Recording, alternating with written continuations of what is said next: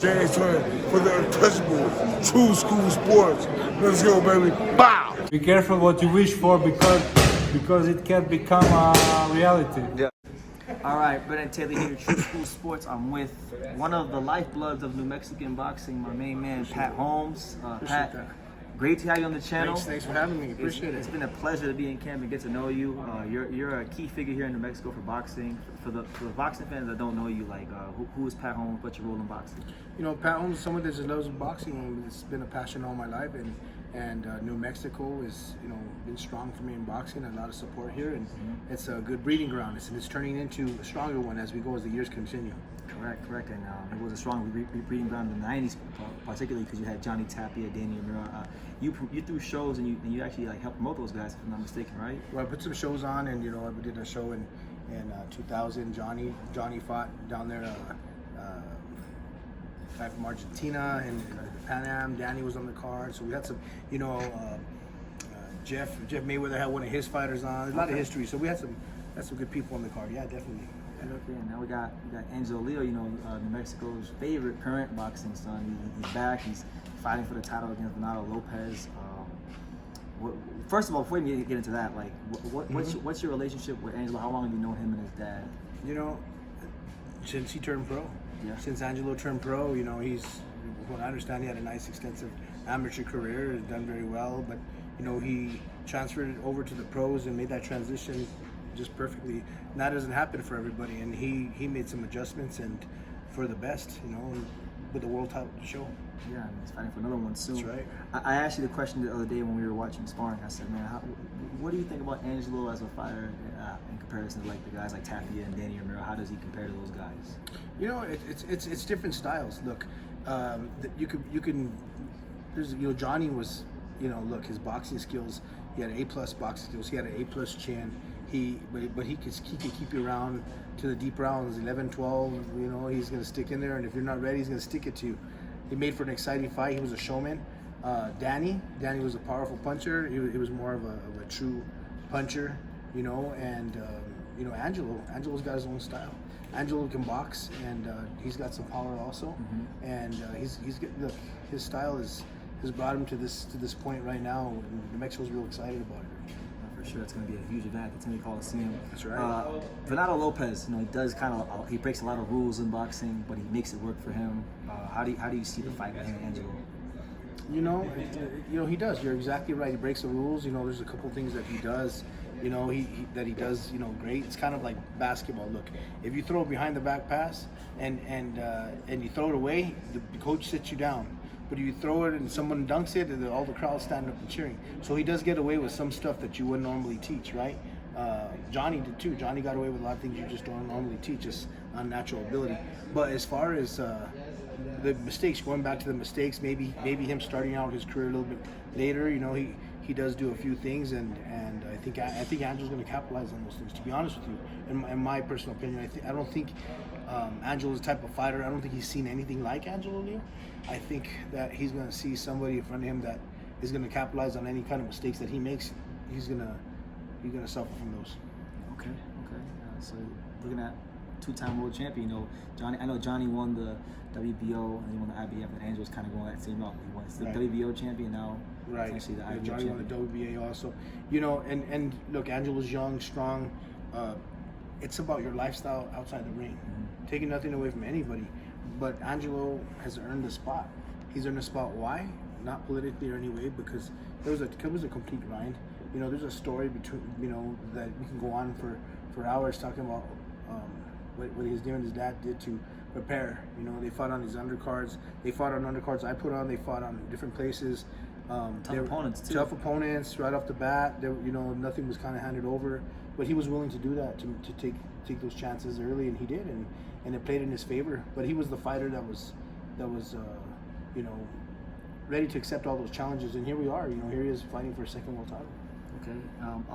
The thing about Angelo too is like he's quiet. He doesn't talk a whole lot, and there's been, I feel at least, that he has been at times, you know, under promoted in his career. people may not look at him as a guy with punching power because the knockout ratio isn't high. Right. I know the other day you said that you would actually classify him as a real boxing puncher, because a lot of people like to put that label on themselves or on fighters, but you say he's a legitimate, real boxing puncher. Right. Why is that? Well, you know, he fights with intelligence. He's the type of guy that he could set you up. He's going to figure out a rhythm. He's going to figure out a pace. He's going to figure out mistakes. And you know, come August 10th, there's a fighter in front of you that you're going to see that too. You're going to see somebody that's going to go, and if he's going to make any mistakes, you're going to see Angelo capitalize. That's what he does. You know, like I said, I'm excited for it. Angelo's ready. He's in great shape. And as far as like a personality, look, boxing's had a little bit of a black eye on it. It needs some help. Most of the guys promote themselves in a way where they want to be, you know, boisterous. Very boisterous. You know, come at you. And I'm hoping this part of boxing, the face of boxing, that the kids that are watching and boxing that want to be a world champion can see a true side to say someone's genuine. He lives an honest life. He's straight, and that's what makes him dangerous. Not his voice, not his comments, nothing like that. Yeah. That a guy that he's gonna grind and he's gonna be in there. That's what's gonna make you worried about someone that's a total complete fighter. He doesn't talk the talk. He definitely walks the walk. So he's just someone that is real committed to the process without of being a a doubt. fighter. You know, Without a doubt. Process. You know, there's a guy around these weights that he's the money man around these weights. Inoue, Naoya Inoue, the monster. I never got your thoughts on what you think him as a fighter. But before I even ask you him and Angelo, what do you think about Inoue as a fighter? Look, I mean, he's one hell of a talent. We know that. I mean, he's put himself on the scene, and he's exciting. And you know, he's another guy that I think boxing needs also. You know, I mean, you can't take nothing away from him in his competition right now. And yeah, he's somebody that they could definitely meet down the road. Yeah, it's a great fight. I was telling Angelo today, I think that at their best, they meet at 26. It's got potential to be one of the best fights in boxing. Without a doubt. Yeah. Without a doubt. And right now, like I said, from seeing Angelo and seeing him develop, his momentum, his pace, learning, he's on that way up. He's not a fighter that's on the way down. He's on the way up, and I think he has even shown everyone that there's a lot more tricks in the bag, and he's stronger. He's faster. He's at a weight where, I mean, if you look at Angelo and you see him, you wouldn't be sure if he's a junior welter. He's got a big body on him. He's got good movement. His legs, his feet. So you know, we haven't seen even the best of him. That's what worries me for some of these guys. You haven't seen the best of them yet. Yeah. Okay. Kind of going back to you, Pat. Cause what brought you to boxing? Because everybody has the way they came to the sport. What brought Pat Holmes to boxing? You know, I wanted to promote here. You know, I wanted to promote locally because everything that was done was outside of New Mexico. Everything was done outside of New Mexico. So you know, going back to even 96. 97, promoting here, wait that far back. Now you know how old I am, you know. So you know, can't tell anybody at 26 anymore. Yeah. But you know, going back that far, promoting, and you know, going outside, you know, and then time came where even my kids were wanting to fight pro, which you know, I didn't really want them to be part of it, but you know, it just happens, and we were able to bring it in at the local level here, and kind of bring that atmosphere. It was, you know, because you got to remember, it's a show. It's prize fighting. It's a show, and I think we brought great fights here that were a Vegas-style event. And I heard your shows were exciting. Miguel, some of your shows were exciting. Very exciting. You know, it's because you know, just you create that electricity in there. You know, you want to sell it that way. You know, and like a monster movie, and they'd show up. You know, and it was the type of show. It wasn't grimy. You know, the girls showed up. They got the new dress and everything.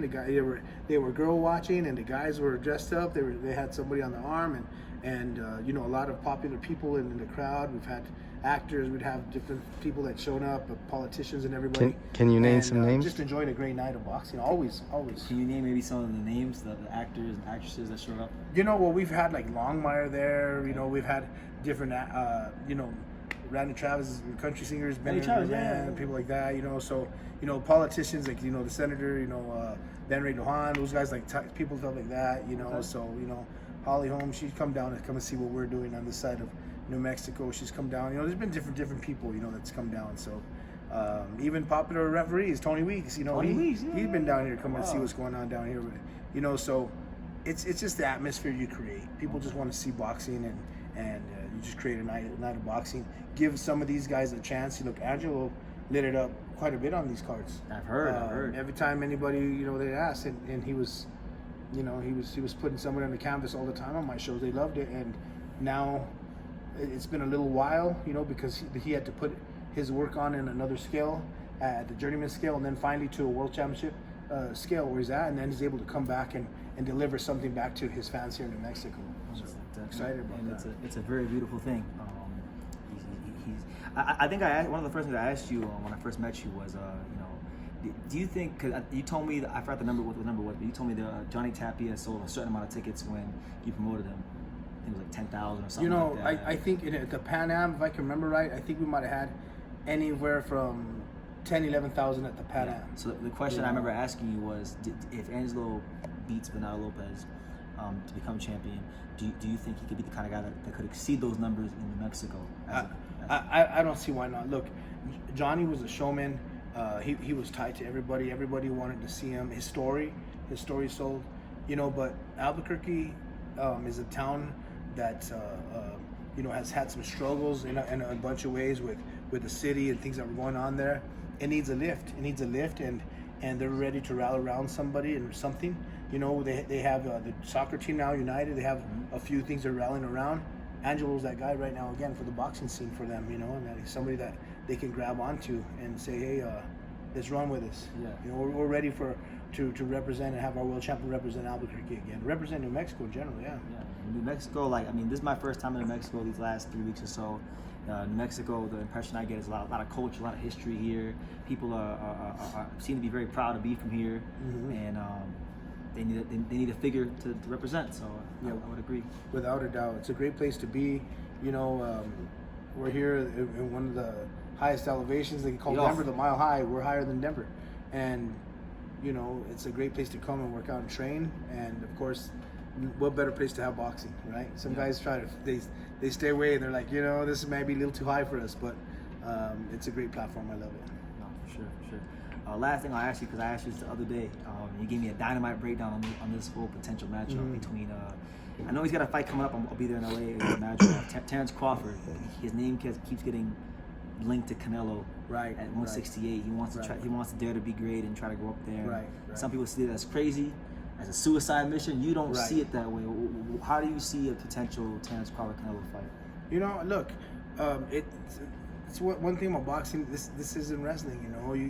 You can't just take a guy down. I don't think the weights can be too far. I don't think you want to put a junior welter with a light heavyweight. Yeah. But Terence Crawford's one guy that has power to play with and to keep a respect there, and the speed. The speed and boxing is the pace, right? So Canelo's going to be in there with a guy that's going to show that to him. To me, in my opinion, you're taking nothing away from Canelo. He's been in there with some great fight. He's the face of boxing right now. But Terence Crawford, I don't think he's got his dues yet. Even though he beat Errol Spence in such a fashion, he should have had maybe the Tszyu fight right away. He should have had his picks of some of these fights. And for a guy that put in the work like that, I don't think he had his due yet.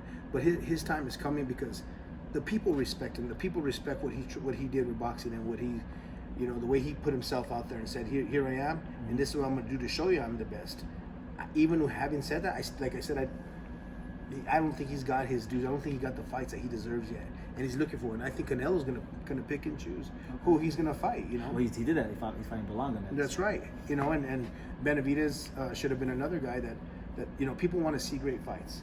You're a prize fighter, and they want to see great fights, and it's kind of hard for the people to swallow. Like, well, I'm gonna do what I'm gonna do. I'm just gonna make money, and I think people, they get turned off a little bit by that because they want to. When you get into this ring, it's like nothing else. So there ain't no timeouts or half times. It should cost you your life in here. There's no penalties. There ain't no penalties, nothing like that. And so you're very daring to be great. And that's what these guys, especially when you're making that kind of money, you're daring to be great. And if you're challenged and there's somebody at your weight, that's what boxing was supposed to be: the best fighting the best. And this is what they're waiting for, and what they'll do is another thing. Yeah. Pat, I know you're also like a promoter. So do you see yourself? Would you like to see yourself eventually also being in association with Top Rank to throw maybe another card down here with our friend Angelo? Look, if the opportunity comes here from the local end, I definitely know my way around to make sure promotion is put together the way it needs to. I think this promotion is going to be fine just anyway, regardless. I think they have the right fighters on it regardless. I think it's going to be a great promotion with or without me. But definitely, if an opportunity comes my way and it's the right opportunity, and you know, I always have the passion ready to put on some great fights. And what's your breakdown for Venado and Angelo, if you don't mind me asking? Like, I know you got Angelo, but I would like to see, like, what's your breakdown? You know, it's going to go in there, and he's coming in with the IBF, right? Mm-hmm. So, you know, but you got to keep in mind Angelo's a world champion, and he's gonna.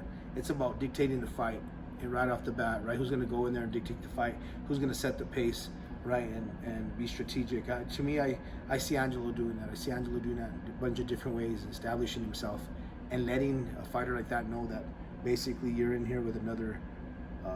You're a talented fighter, but you haven't seen anything like me, and I think that's what people are gonna see. We're gonna see who's who come August 10th. Okay. Last question, because I know you're gonna leave soon. Who do you think is the best fighter in the world, and why?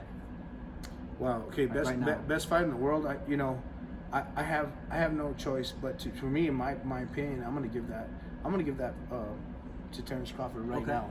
That's my opinion of Terence Crawford right now. I think he's proved that, and I think he's willing to. What I like about him is he's willing to be a champion. Look, when somebody like that fights and he beats Spence, he could be playing the same game. Say, hey, well, I'm going to go and fight so-and-so. I'll go fight Ryan Garcia and make some money, or I'll do something like that. This guy is he's daring to be great. He's special. He's a special fighter, and he's very talented, skillful, but he sells that dog. He's got that dog in him. He's naturally competitive. He's very competitive. He's got that dog, and that's what boxing is. That's what people want to see, and that's what sells. I think people are kind of turned off by the, pay me if there's $300 million and pricing me out and all that kind of stuff. People are kind of turned off. So Terence Crawford to me is right now pound for pound the best someone to me. Pat Holmes, letting you guys know the real deal. But Pat, any final message to the boxing world about boxing in Mexico? What you got going on? Anything? Hey, listen, we've been around and we're only getting better. We got some great fights ahead of us. We've got world champions here and more to come. So I'm excited to be a part of it. There you go, Pat Holmes. Some of the lifeblood of the Mexican boxing. Thank you for talking to True School Sports. You bet, man. Thank you for watching another video on the untouchable True School Sports empire. I'm at the Boxing Hall of Fame out here in Canada, New York. And for more great boxing content just like this video, make sure you click and subscribe right over here.